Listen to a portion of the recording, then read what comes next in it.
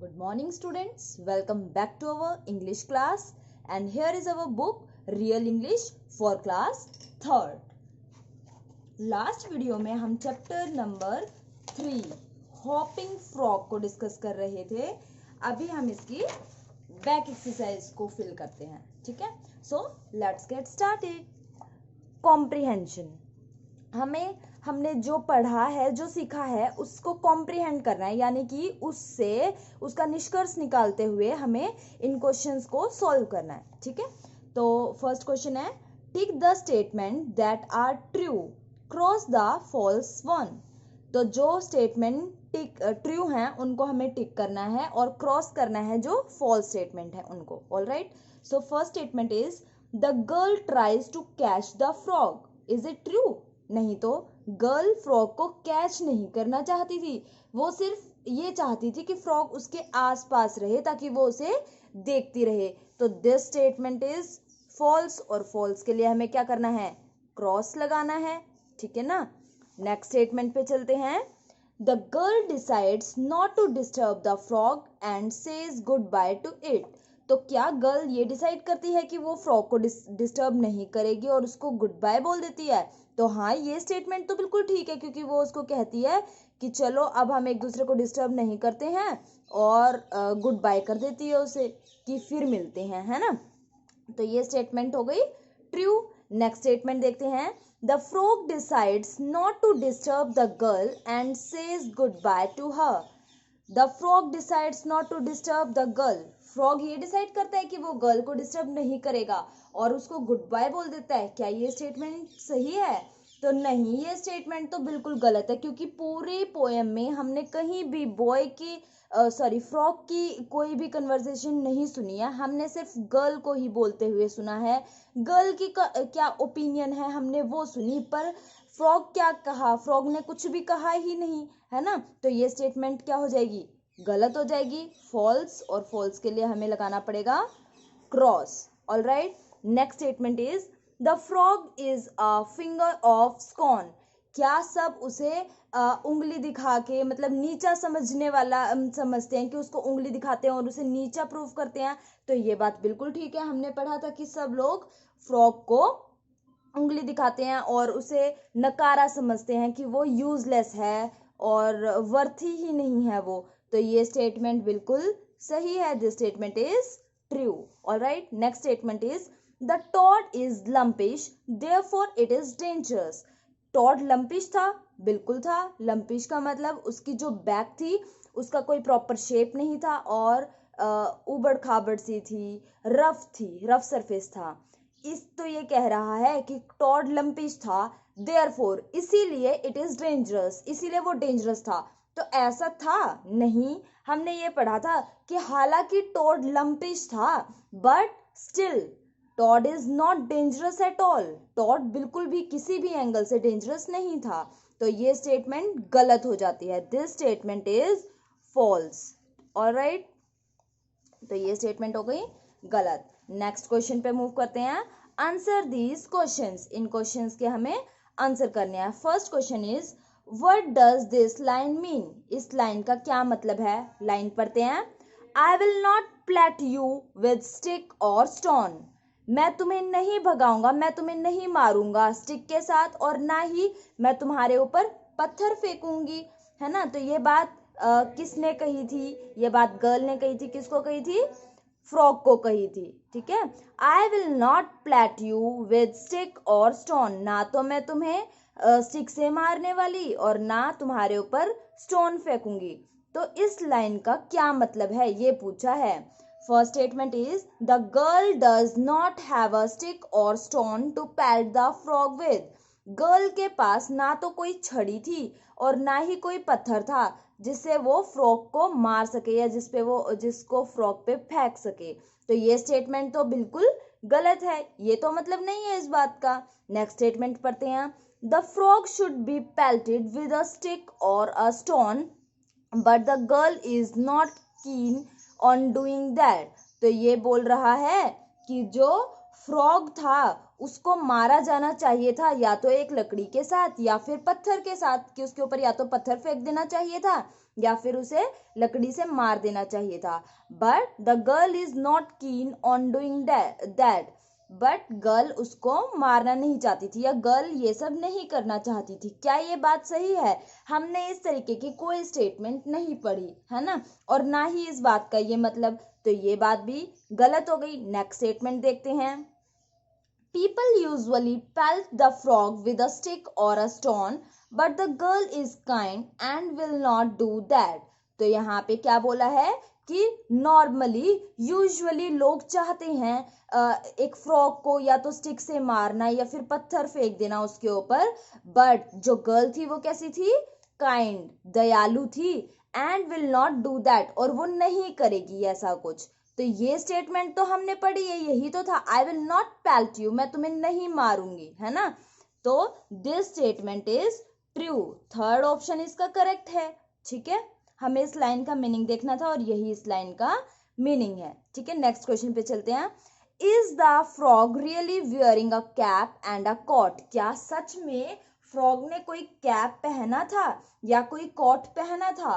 तो नहीं, ये तो सिर्फ गर्ल उसकी फिजिकल अपीयरेंस की बात कर रही थी कि वो कैसा दिखाई देता है, कि उसकी बॉडी ऐसी लगती है जैसे कि उसने ग्रीन कलर का कोट पहना हुआ हो, बट ऐसा कुछ भी नहीं था, उसने तो कोट नहीं पहना था, हमने ये चीज डिस्कस भी की थी, और ना ही उसने कोई कैप पहनी हुई थी। तो ये बात गलत हो गई। Is the frog really wearing a cap and a coat? तो इसका आंसर हो जाएगा no, frog do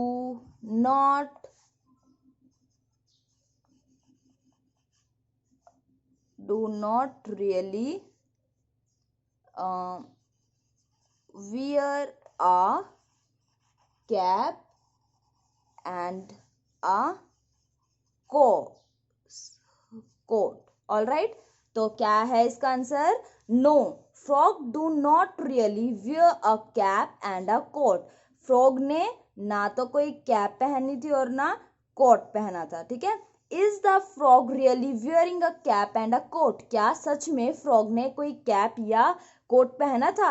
no, frog do not really wear a cap and a coat, ना तो उसने कोई कैप पहनी थी ना कोट पहना था। Why do people scorn the toad? तो लोग टोड को क्यों नकारा समझते थे? क्योंकि लोगों को ऐसा लगता था कि वो किसी काम का है नहीं, इसीलिए उसको उंगली दिखाते रहते थे और उसको ये समझते थे कि वो नकारा है। ठीक है ना, तो इसका आंसर मैं यहाँ लिख रही हूँ, आंसर 3। ये हो गया हमारा ऊपर वाले क्वेश्चन का आंसर। यहाँ पे लिखते हैं people स्कॉन the toad as they thought that toad is worthless. क्यों उसको उंगली दिखाते थे? क्योंकि वो लोगों को लगता था कि वो कैसा है? नकारा, वर्थलेस है। दोबारा एक बार देखेंगे, इसे ध्यान से देखेंगे। People scorn the toad. People scorn the toad as they thought that the toad is worthless. People इसीलिए उसको उंगली दिखाते थे टोड को, क्योंकि उन्हें ऐसा लगता था कि वो नकारा था या वो किसी काम का नहीं था। ठीक है, तो ये हुए हमारे क्वेश्चन आंसर्स। आगे चलते हैं वोकैबुलरी सेक्शन पे। तो यहाँ पे क्या दिया हुआ है? Frogs and toads are similar animal. Frog और टॉड एक ही प्रकार के एनिमल है, दोनों तो मेंढक ही हैं, बस वो उनकी एक तरीके की नस्ल कह सकते हो, एक जैसे ब्रीड कह सकते हो आप। जैसे डॉग्स के होते हैं ना, कोई बुलडॉग होता है, फिर बड़े सारे डॉग होते हैं अलग अलग कैटेगरी के, इसी तरीके से बाकी एनिमल की भी कैटेगरीज होती हैं। तो ऐसा तो नहीं है कि अगर आप काव और बफेलो की बात करो तो वो एक ही कैटेगरी में तो आएंगी, है ना। तो इसी तरीके से यहाँ पे फ्रॉग और टॉड भी क्या है? सिमिलर एनिमल्स हैं। Match the animals listed in column A with their relatives in column B. तो यहाँ पे कॉलम ए और कॉलम बी के अंदर कुछ एनिमल्स दिए हुए हैं और उनको उनके रिलेटिव के साथ मैच करना है। तो सबसे पहले फर्स्ट वर्ड है एलिगेटर। एलिगेटर क्या होता है? मगरमच्छ होता है। अब इसके अंदर ढूंढते हैं मगरमच्छ जैसा कौन सा एनिमल है। Moth, turtle, buffalo, rabbit, donkey, rat, crocodile. Crocodile तो क्या होता है? मगरमच्छ ही तो होता है। तो हमने एलिगेटर को किसके साथ मैच कर दिया? क्रोकोडाइल के साथ। एप, एप क्या होता है? बंदर जैसा, वानर, वानर की कैटेगरी में आता है ये। तो अब इसमें ढूंढते हैं और क्या मिल सकता है। Moth, turtle, buffalo, rabbit, donkey, rat, crocodile, monkey. ये देखो मंकी, मंकी भी तो बंदर ही होता है ना। तो एप को हमने किसके साथ मैच कर दिया? मोंकी के साथ। All right. फिर है हेयर। हेयर क्या होता है? खरगोश। और खरगोश, ये देखो रैबिट मिल गया हमें, तो हमने हेयर को रैबिट के साथ मैच कर दिया। एस, एस क्या होता है? गधे को बोलते हैं। और ये देखो डोंकी, डोंकी भी तो गधा ही होता है।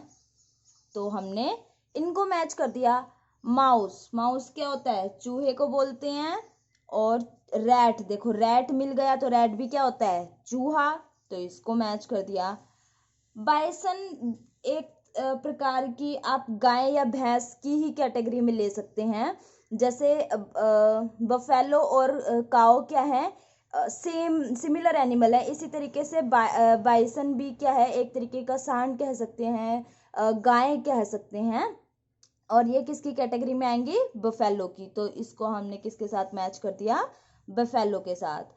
टॉर्टोइज, टॉर्टोइज क्या होता है? कछुआ। और इधर देखो टर्टल, तो हमने इसको मैच कर दिया टर्टल के साथ। उसके बाद ऑक्टोपस, ऑक्टोपस देखते हैं।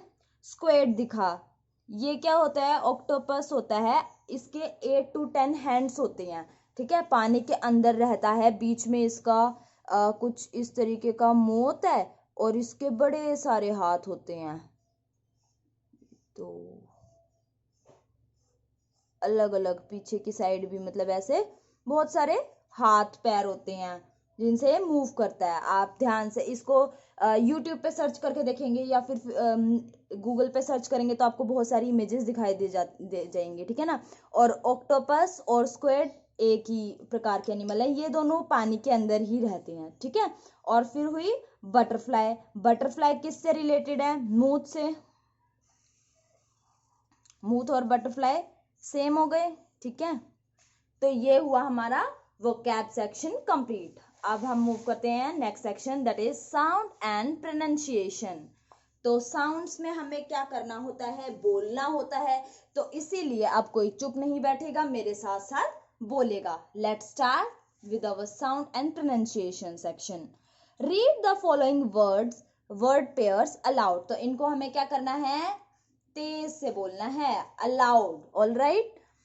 Frog, toad, hop, hope, got, coat. समझ में आया? दोबारा देखेंगे। देखो क्या फर्क है। यहां पे हमने बोला फ्रॉग, ओ का साउंड आया। यहां पे बोला टॉड, टॉड, टॉड में औ का साउंड आया। फिर है होप, होप में ओ का साउंड आया। होप, होप में किसका साउंड आया? औ, होप, होप, होप, होप, ठीक है ना। तो औ का साउंड आया। फिर गॉट, गॉट में किसका साउंड आया? ओ का साउंड आया। और कॉट, कॉट में किसका साउंड आएगा? औ का साउंड आएगा, ठीक है। दोबारा देखते हैं। Frog, toad, hop, hope, got, coat. The middle sound in frog, hop and got is not the same as the middle sound in Todd, hope and coat. तो समझ में आया क्या फर्क है? देखो जब इनको और इनको अलग अलग बोलते हैं तो समझ में आएगा। फ्रॉग, होप, गॉट एक जैसे दिख रहे हैं साउंड में। यहाँ पे टोड, होप, कोट, समझ में आया? औ का साउंड आ रहा है, यहाँ पे ओ का साउंड आ रहा है और यहाँ पे औ का साउंड आ रहा है। देखते हैं आगे। The vowel sound in frog, hope and got is, देखो ये है, इसको हम साउंड ऑफ ओ ही बोलेंगे, ठीक है। और ये है आओ, ठीक है। ये फोनेटिक्स लैंग्वेज में साउंड को, जैसे हमारे वोवल्स होते हैं ये भी वोवल्स ही हैं, एक चीज और, ये वोवल नहीं कहलाते, इसको हम वाउल्स बोलते हैं, वाउल। ठीक है, क्या बोलेंगे? वाउल, वाउल, ना कि वोवल। ऐसे नहीं बोलते इनको, कैसे बोलेंगे? वाउल। ठीक है, तो जो हमारे वॉल हैं ये तो है ओ और ये है आओ। अब यहाँ पे C1 सेक्शन सॉल्व करते हैं। List the following words in the correct wall group. यहाँ पे कुछ वॉल ग्रुप दिए हुए हैं दो, एक तो ओ और आओ। ठीक है, हमें इनके अंदर कैटेगराइज करना है इनको। जैसे ये क्या लिखा है?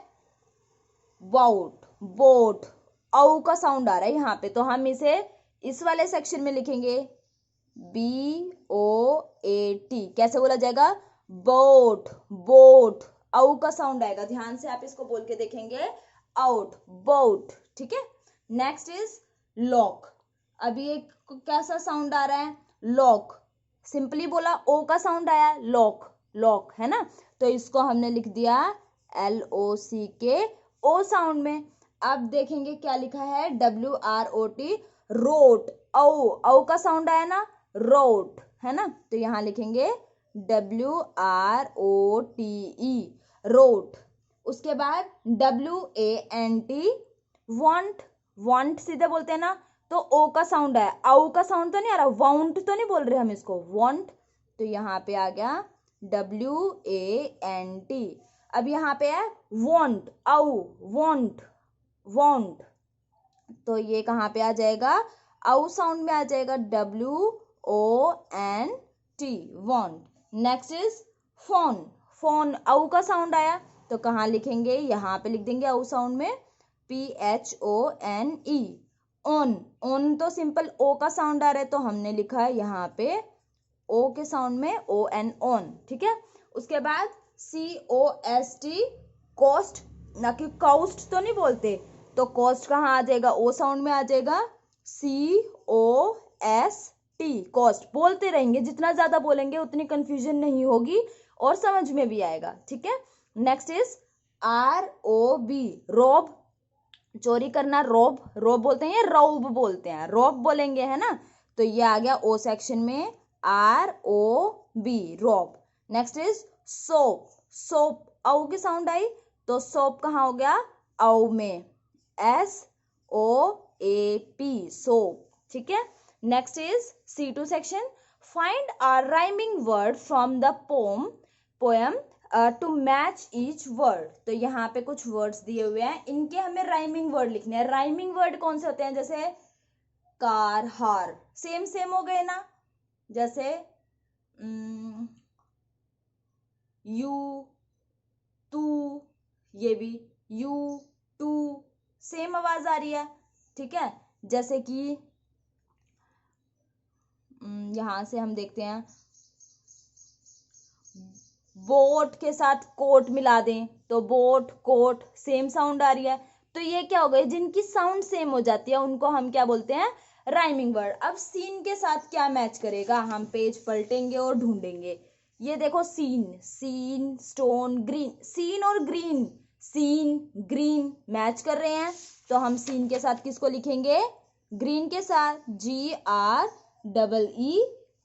ग्रीन। उसके बाद अलोन, अलोन के लिए ढूंढते हैं कुछ, तो अलोन के लिए देखेंगे scene, stone, green, alone, stone, alone. Stone के साथ क्या दिखा? अलोन, तो हमारा वर्ड था अलोन, तो हमने क्या लिखना है अभी? स्टोन लिखेंगे हम, तो यहाँ पे आ जाएगा STONE, stone. Next is too, ये TOO, ठू नहीं होता, हमने पहले भी डिस्कस किया है, ये क्या होता है? टू, हम इसको क्या बोलते हैं? टू बोलते हैं। तो अब यहां देखेंगे, अब ये चारों तो हमने देख लिए, आगे देखते हैं, eight, eight, two, you, you, two, same same लग रहा है, टू, ऊ, यू, ऊ का साउंड आ रहा है ना दोनों में, तो ये दोनों सेम हो गए। टू के साथ क्या आ जाएगा? यू आ जाएगा, तो हमने लिखा टू के साथ YOU, you. All right, next है एक्टिविटी, डी सेक्शन है एक्टिविटी, पढ़ते हैं इसको भी। What do you learn about the girl from the way she treats the frog and the toad? Write 5 sentences. तो क्या मतलब हुआ इसका?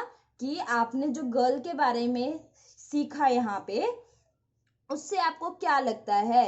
The way she treats the frog, जिस तरीके से वो फ्रॉग को ट्रीट करती है, तो उसको क्या लगता है, आपको क्या लगता है कि वो कैसी है? राइट 5 सेंटेंसेस, उसके बारे में 5 सेंटेंसेस लिखने हैं। मैं एग्जाम्पल दे देती हूँ, पर ये आप खुद ही लिखेंगे, इसमें मैं आपकी हेल्प नहीं करूंगी क्योंकि ये एक्टिविटी है, आप खुद सोचेंगे और फिर लिखेंगे। जैसे मुझे लगता है, she is kind, she never hurt anybody, she treats frog as his friend, she is friendly, she is well mannered. इसी तरीके से आपको जो लगे आप दे सकते हैं, ठीक है ना। तो ये क्वेश्चन आप खुद करेंगे। होमवर्क क्या रहेगा? पूरी एक्सरसाइज ABCD चारों सेक्शन अपनी नोटबुक में neat and clean handwriting में हम करेंगे with date and time mention on your notebook. Alright, so यहाँ तक करेंगे, नेक्स्ट वीडियो में हम इससे आगे चलेंगे। Thank you and have a nice day.